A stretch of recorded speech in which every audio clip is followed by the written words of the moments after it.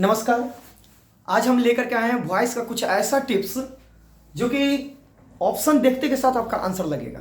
पूरा का पूरा समझिए और पूरा अंत तक वीडियो में देखिए। क्या है कि अगर आपके क्वेश्चन में, ध्यान से सुनिएगा, अगर क्वेश्चन में अगर एम इज आर ये प्रेजेंट का हुआ या बाज बेयर, एम इज आर या बाज बेयर के साथ मेन वर्ब में आईएनजी नजर आए तो ध्यान से सुनिएगा। जहां भी देखिए आईएनजी, आप ऑप्शन में भी आईएनजी खोजिए।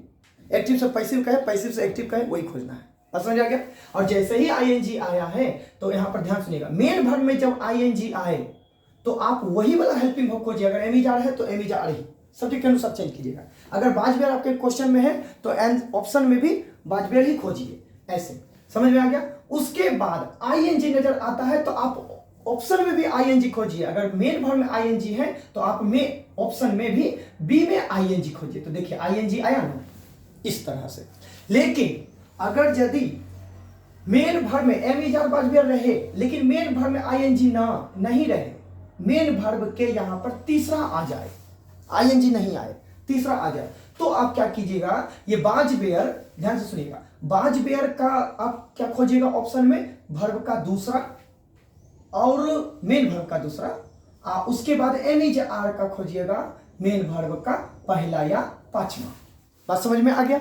इस तरह से करना है। तो क्या सोचे, क्या समझे कि जहां पर भी अगर आईएनजी नजर आता है मेन वर्ब में आईएनजी तो वही एम इज आर और बाजबेयर के साथ बी में आईएनजी खोज देना, मतलब आईएनजी आईएनजी ही रहेगा। बात समझ में आ गया। अगला, अगर यदि मेन वर्ब में तीसरा नजर आ जाता है, आईएनजी नहीं, एम इज आर बाजबेयर के बाद अगर मेन वर्ब में तीसरा नजर आता है तो एम इज आर का क्या खोजिएगा, वर्ब का पहला या पांचवा, लेकिन वही बाजबेयर का क्या हो जाएगा, वर्ब का दूसरा खोजिएगा। जैसे कि आपके लिए एक सवाल है, देखिएगा यहां पर क्या है कि दे वर वाचिंग, आईएनजी आया है ना, यहां पर सुनिए आईएनजी आया है तो सबसे पहले आईएनजी को ही रखिए। मेन वर्ब में आईएनजी है तो आईएनजी को ही खोजिए। तो देखिए आईएनजी कहीं पर है, कहीं पर भी नहीं है, गलत। यहां पर भी आईएनजी है, कहीं नहीं है, गलत। यहां पर आईएनजी, देखिए आईएनजी आया है, मेन वर्ब में जब आईएनजी तो आईएनजी आया, इसको रखिए। यहां पर आईएनजी है नहीं, गलत हो गया, आपका आंसर ऐसे होगा। ये एक आपका ट्रिक हुआ, समझ में आ गया। अगला, अगर यदि वही आ जाता मेन वर्ब में तीसरा तो इसका मतलब ये हुआ कि वही एम इज आर अगर रहता तो हमको वर्ब का पहला पांचवा, बाजबेयर रहता तो वर्ब के दूसरा खोजते। बात समझ में आ गया। अगला, अगर यदि आपके क्वेश्चन में हैव, हैज या हाइड नजर आता है, हैव, हैज या हाइड नजर आता है तो आप भी अपने ऑप्शन में हैव, हैज, हाइड ही खोजिए। अगर हैव, हैज है तो हैव, हैज सब्जेक्ट के अनुसार हैव, हैज का प्रयोग कीजिएगा। अगर हाइड आता है तो हाइड ही खोजिए, ऐसे।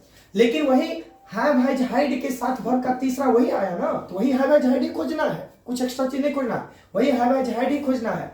और वर्ब का तीसरा रहेगा तो बिन खोज दीजिएगा।